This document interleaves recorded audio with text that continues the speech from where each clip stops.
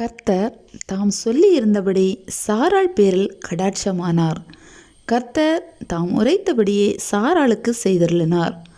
Abraham முதிர் வயதாயிருக்கையில் சாராள் கர்ப்பவதியாகி தேவன் குறித்திருந்த காலத்திலே அவனுக்கு ஒரு குமாரனை பெற்றாள். அப்பொழுது ஆபிரகாம் தனக்கு சாராள் பெற்ற குமாரனுக்கு ஈசாக்கு என்று பெயரிட்டான். தன் குமாரனாகிய ஈசாக்கு பிறந்த 8ஆம் நாளிலே ஆபிரகாம் தனக்கு தேவன் கட்டளையிட்டிருந்தபடி அவனுக்கு விருத்த சேதனம் பண்ணினான். தன் குமாரனாகிய ஈசாக்கு பிறந்தபோது ஆபிரகாம் 100 வயதாய் இருந்தான். அப்பொழுது சாராள், தேவன் என்னை நகைக்க பண்ணினார், இதை கேட்கிற யாவரும் என்னோடே கூட நகைப்பார்கள்.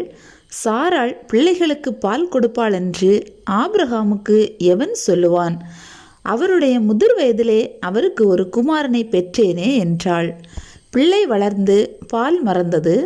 ஈசாக்கு பால் மறந்த நாளிலே ஆபிரகாம் பெரிய விருந்து பண்ணினான்.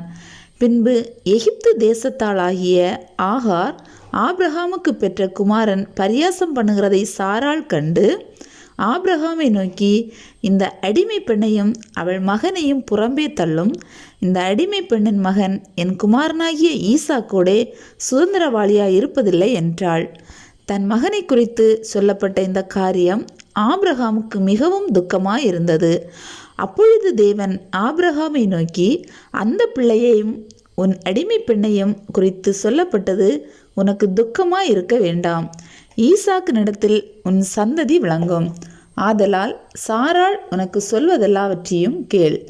அடிமை பெண்ணின் மகனும் உன் வித்தாயிருக்கிறபடியால் அவனையும் ஒரு ஜாதியாக்குவேன் என்றார்.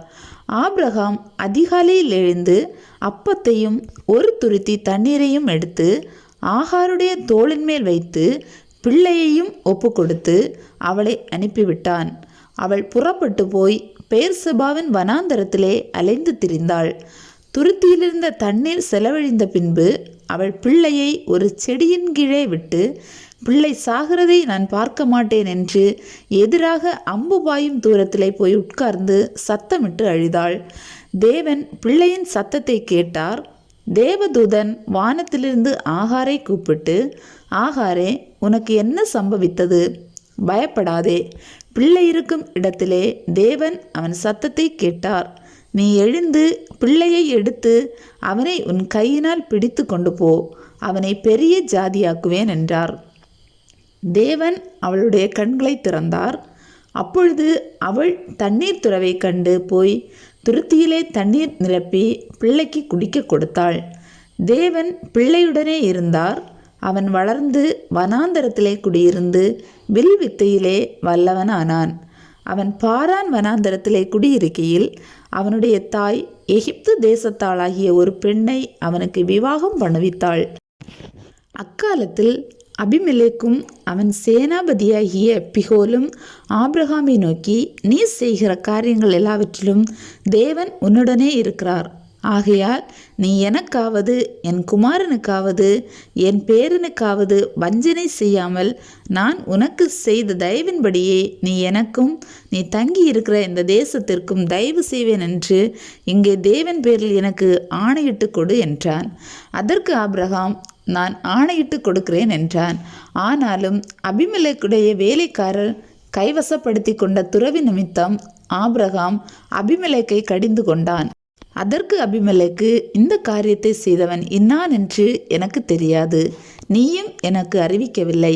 இன்று நான் அதை கேட்டதே அன்றி இதற்கு முன் அதை நான் கேள்விப்பட்டதே இல்லை என்றான். அப்பொழுது ஆபிரகாம் ஆடு மாடுகளை கொண்டு வந்து அபிமெலேக்குக்கு கொடுத்தான். அவர்கள் இருவரும் உடன்படிக்கை பண்ணி கொண்டார்கள். ஆபிரகாம் 7 பெண் நாட்டு குட்டிகளை தனியே நிறுத்தினான். அப்பொழுது அபிமெலேக்கு ஆபிரகாமை நோக்கி, நீ தனியே நிறுத்தின இந்த 7 பெண் ஆட்டுக்குட்டிகள் என்னத்திற்கு என்று கேட்டான். அதற்கு அவன், நான் இந்த துறவு தோன்றினதை குறித்து நீர் சாட்சியாக இந்த 7 பெண் ஆட்டுக்குட்டிகளை என் கையில் வாங்கி கொள்ள வேண்டும் என்றான். அவர்கள் இருவரும் அவ்விடத்தில் ஆணையிட்டு கொண்டபடியால் அந்த இடம் பெயர்செபா எனப்பட்டது. அவர்கள் பெயர்செபாவிலே உடன்படிக்கை பண்ணி கொண்ட பின் அபிமெலேக்கும் அவன் சேனாபதியாகிய பிகோலும் எழுந்து பெலிஸ்தருடைய தேசத்திற்கு திரும்பி போனார்கள். ஆபிரகாம் பெயர்செபாவிலே ஒரு தோப்பை உண்டாக்கி சதா காலமுள்ள தேவனாகிய கர்த்தருடைய நாமத்தை அவ்விடத்தில் தொழுது கொண்டான். ஆபிரகாம் பெலிஸ்தருடைய தேசத்தில் அநேக நாள் தங்கியிருந்தான்.